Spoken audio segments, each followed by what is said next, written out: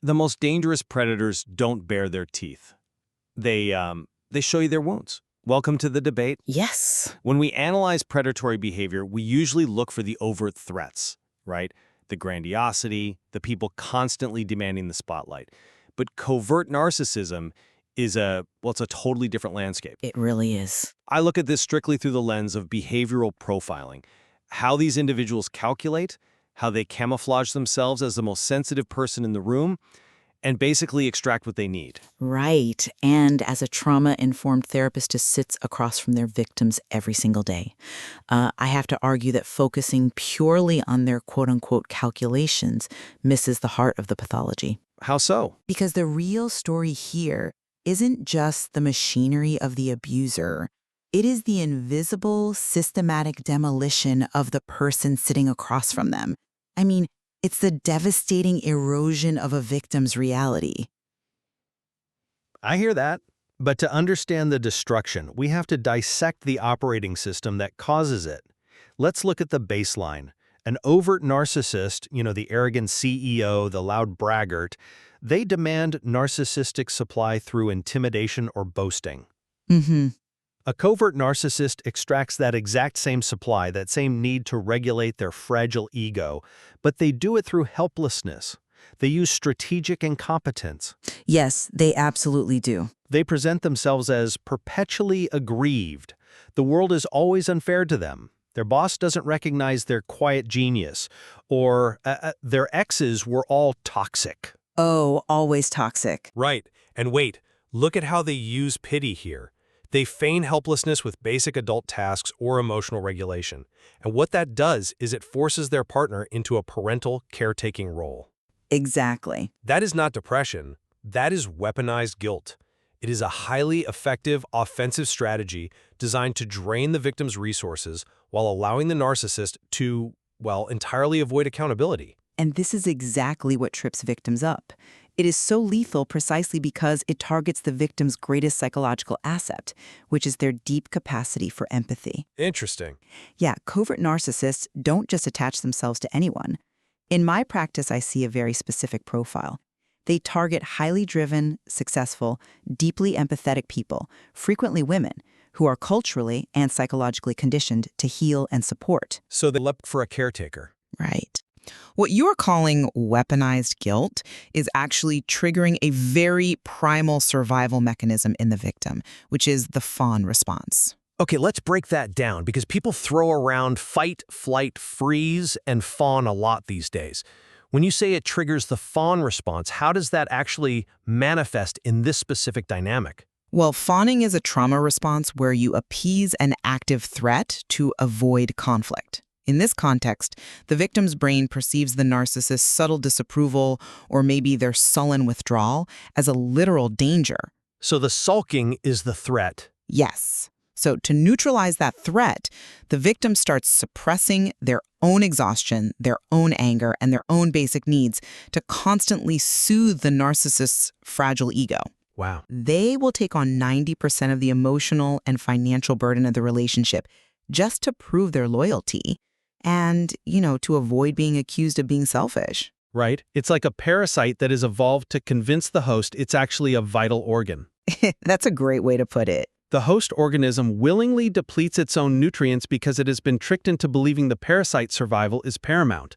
And here's where it gets tricky. Even if we understand that extraction process, it presents a massive diagnostic problem in the real world. How do you mean? Well, to the outside observer, or even to the victim initially, this person just looks like they are struggling. How do we differentiate between a partner who is genuinely battling severe depression or anxiety and one who is using a depressed persona as an extraction tool for supply? That is the crucial question. And it comes down to two very specific markers: reciprocity and accountability. A person with genuine clinical depression still possesses affective empathy. Right. They actually care about how their struggle is impacting you. They experience true guilt when they drop the ball on a shared responsibility, and they take ownership of the burden their illness creates. So they don't use the illness as an alibi. Exactly. But a covert narcissist uses their apparent mental health struggles as an impenetrable shield against accountability. There is zero reciprocity. Their pain is the absolute center of gravity in the relationship. And your pain doesn't matter. Your exhaustion is merely the price of admission. If you express a need or say, "Hey, I had a really hard day today," what happens? You're met with a heavy sigh, a guilt trip, or a sudden competitive reminder of how much harder their life is. Your needs instantly become an attack on them. Which pivots us to how they maintain this control day to day. Because once that empathy trap is set and the victim is securely in the caretaking role, the narcissist shifts to maintenance mode. The daily grind of it. Right. This is where we see the granular mechanics of covert abuse. We're talking about dog whistling and disguised criticism. We're talking about micro-insults. The invisible abuse. Yes, it's the heavy sigh when you mention a personal achievement. It's the backhanded compliment like, "I'm so impressed you figured that out on your own. I didn't think you had it in you." Yes. Or conditional kindness, where they are only sweet to you in front of an audience. This is a highly calculated tactic for plausible deniability. It allows the narcissist to maintain a pristine, humble public image. Oh, they are always the victim to the outside world. Exactly. They are the person who brings soup to your sick mother while privately dismantling your self-esteem.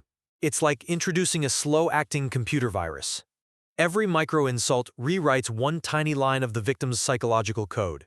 To outsiders, the computer looks fine, but internally the operating system is being corrupted until one day it completely crashes. And that crash is what we call cognitive hijacking. This is covert gaslighting in its purest form. Bessel van der Kolk's research on trauma gives us the perfect framework for this. The body keeps the score. Yes. Think of the victim's prefrontal cortex, the part of the brain responsible for logic, memory, and reality testing, as a smoke detector. The chronic daily stress of these micro-insults and the constant subtle invalidation literally breaks down the brain's alarm system. So it stops working? The smoke detector is triggered so many times by false alarms that it completely short-circuits. It can no longer distinguish between a 5-alarm fire and burnt toast. The victim starts losing their executive function. Wait, hold on. Losing executive function. What does that actually look like for a highly capable person? Because you mentioned your clients are often driven, successful people.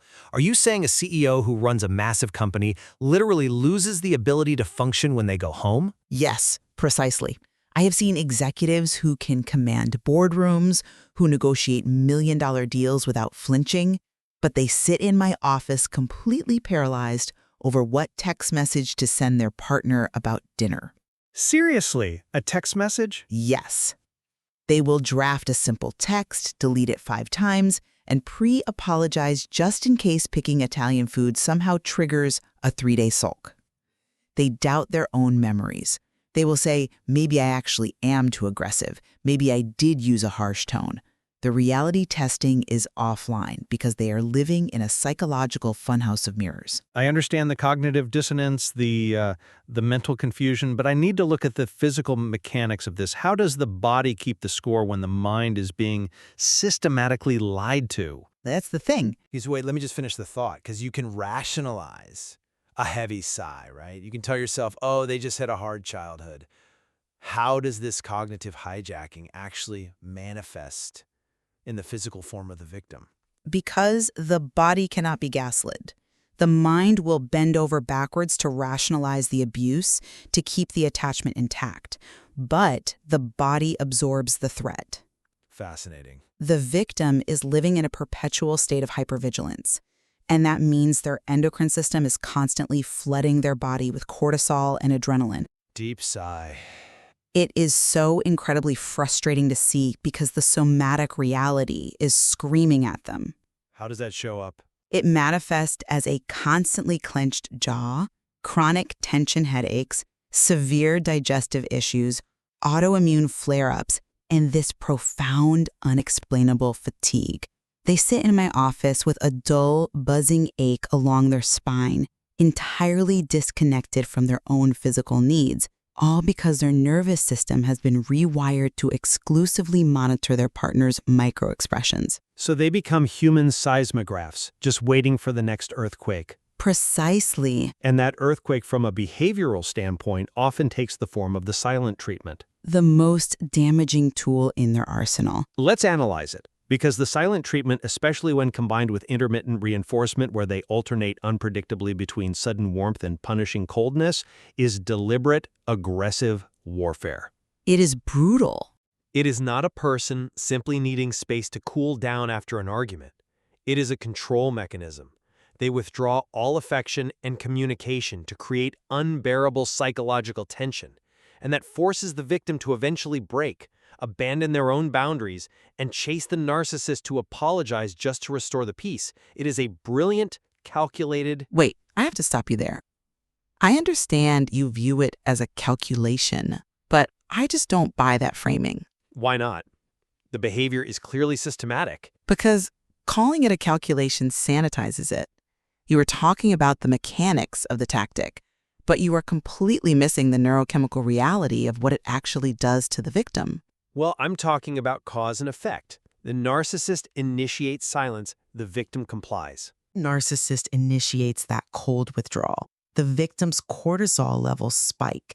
They are in active distress. Right, the hypervigilance kicks in. Yes. Then, unpredictably, the narcissist breaks the silence and offers a crumb of affection, maybe a casual joke, or they just start acting like nothing happened. And in that exact moment, the victim's brain is flooded with dopamine and oxytocin. The relief. Exactly. It feels like profound relief. It feels like love, but it is not love. It is the nervous system becoming addicted to the relief that comes after a manufactured threat. Intermittent reinforcement. Yes, it's the exact same psychological mechanism that hooks people to slot machines. You pull the lever, you get nothing, you get a small payout, and the brain gets hooked on the unpredictability. They are literally tethering the victim's nervous system to danger. That is what a trauma bond is. It's a biological addiction to the cycle of abuse. That is a crucial distinction. The neurochemical addiction to the relief from the abuse the narcissist is actively causing, and understanding that trauma bond sets the stage for the absolute climax of this manipulation. The confrontation. Because eventually, the victim hits a breaking point and tries to set a limit. And that is when the mask fully slips. Exactly. When the victim finally musters the strength to hold the narcissist accountable for a specific behavior, the covert narcissist deploys DARVO. Deny, attack, reverse victim, and offender. It happens every single time. It's clockwork. Let's give a real-world scenario of this, because the mechanics of DARVO are dizzying if you don't know what you're looking at. Say the victim confronts the narcissist about overdrawing their joint bank account again. Okay. The narcissist will first flat-out deny that it's a big deal. Then they will attack the victim. Why are you checking the accounts? You're so controlling. And then the critical pivot. They reverse the roles. I only spent that money because I've been so depressed since you used that incredibly harsh tone with me in front of my mother 3 years ago. Right. The infamous word salad. Exactly. They use this word salad, a barrage of deflections, projected insecurities, and totally irrelevant past grievances to completely hijack the confrontation. Yep. Within 10 minutes, the overdrawn bank account is entirely forgotten. The narcissist's hurt feelings have become the center of gravity, and the victim finds themselves frantically apologizing for a perceived slight from 2018. And that is the ultimate soul-crushing betrayal. The victim is left psychologically gutted. I mean, they initiated the conversation to protect themselves, and they walk away apologizing for having a boundary. This is why I constantly, urgently warn my clients about trying to reason with these individuals or, God forbid, taking them to traditional couples counseling. Because they weaponize the therapy itself. Precisely. Trying to explain narcissistic abuse to a covert narcissist is like handing a predator a user manual on your vulnerabilities. That is terrifying. It is. These highly empathetic victims desperately want to use therapy speak to heal the relationship. They talk about attachment styles, emotional safety, holding space. But the covert narcissist doesn't hear a plea for connection. They hear a new vocabulary list of weapons. Right, new tactics. They will absorb those clinical terms and launch a preemptive smear campaign. They will go to your mutual friends or even your therapist and say, I had to set a boundary with my partner today because their toxic, controlling behavior is threatening my emotional safety. So they steal the victim's script. Yes, they hijack the language of healing to perpetuate the abuse. Which brings me to the only viable tactical countermove. If direct communication, which, we are all taught is the cornerstone of a healthy relationship, is essentially handing them ammunition, you have to starve the system of supply. This is why I advocate aggressively for the gray rock method. It is often the only option, but it comes with a heavy price. But it is necessary. You have to recognize that you cannot decode their true intentions, and you cannot heal them. The countermove is radical emotional detachment. You make yourself as boring, unreactive, and uninteresting as a gray rock. When they provoke you, when they sigh heavily, when they deploy the word salad, you do not justify, argue, defend, or explain. You keep your responses brief, factual, and devoid of emotional resonance. Okay? I understand you feel that way. We will have to agree to disagree. You starve the operating system, you protect your own psychological code by refusing to let them interface with it. I agree that gray rock is a vital tactical defense, especially if you're co-parenting or working alongside this person and just cannot go entirely no contact. But as a therapist, I have to highlight the tragic cost of this strategy. You're surviving. You are surviving, yes, but doing it every single day inside your own home requires a profound kind of self-suppression. You are actively flattening your own emotional range as a protective mechanism.